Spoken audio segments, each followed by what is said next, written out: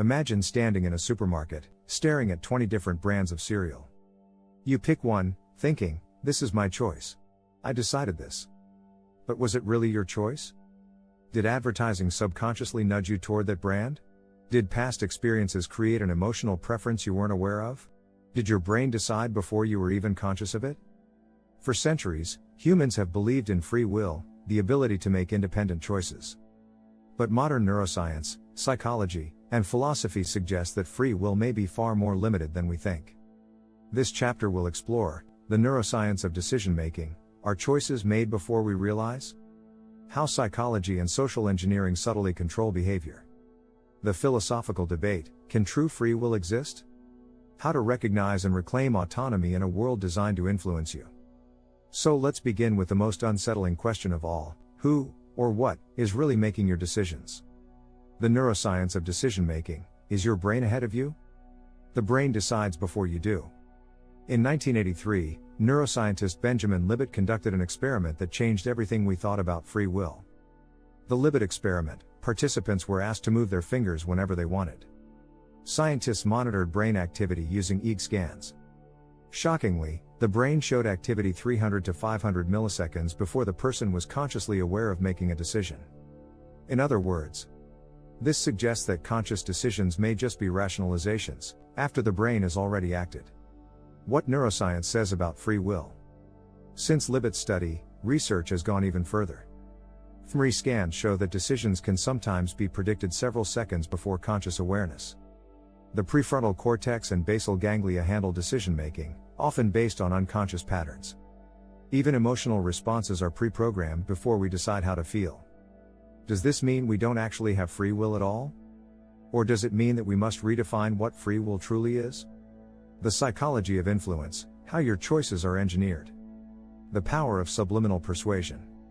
We like to believe we make choices based on reason, but studies show that most decisions are driven by subconscious cues. Examples of hidden influence: color psychology, restaurants use red to stimulate appetite. Framing effect, 80% fat-free sounds better than 20% fat. Priming, if you read words like elderly and slow, you will walk more slowly afterward. The social engineering of free will. Beyond marketing tricks, societies are designed to limit choices without people realizing it. The illusion of political choice, most democracies present only 2 or 3 viable options, making people feel like they are free to choose, when in reality, options are already pre-filtered. Social norms dictate behavior, the clothes we wear, the language we use, even our moral compass is shaped by cultural conditioning. The paradox of choice, too many options paralyze decision-making, leading us to default to the most familiar choice. If we live in pre-structured environments where our choices are designed in advance, can we still call it free will? The philosophical debate, do we actually have free will? Philosophers have debated free will versus determinism for centuries. Here are the leading perspectives: hard determinism, free will does not exist. Everything is caused by prior events, including thoughts and decisions. If the universe is governed by physics and biology, then human behavior is just a series of predictable reactions. Compatibilism, free will exists, but it's limited. While we are influenced by biology and society, we can still make choices within those limitations. True free will may not mean absolute freedom, but rather the ability to reflect and act intentionally. Libertarian free will, we are truly free. The universe allows for genuine unpredictability, we make real, independent choices. Consciousness gives us the power to rise above conditioning and create new paths. But if neuroscience suggests our decisions happen before we are conscious of them, how do we prove that free will is anything more than a feeling? How to reclaim your own free will? If free will is limited, what can we do? Increase self-awareness. Be aware of how media, marketing, and culture influence your thoughts. Recognize when you are being nudged toward a decision rather than freely making it. Slow down your thinking. The faster you make a decision, the more automatic it is. Take extra time before forming opinions or making choices. Expose yourself to contradictory ideas.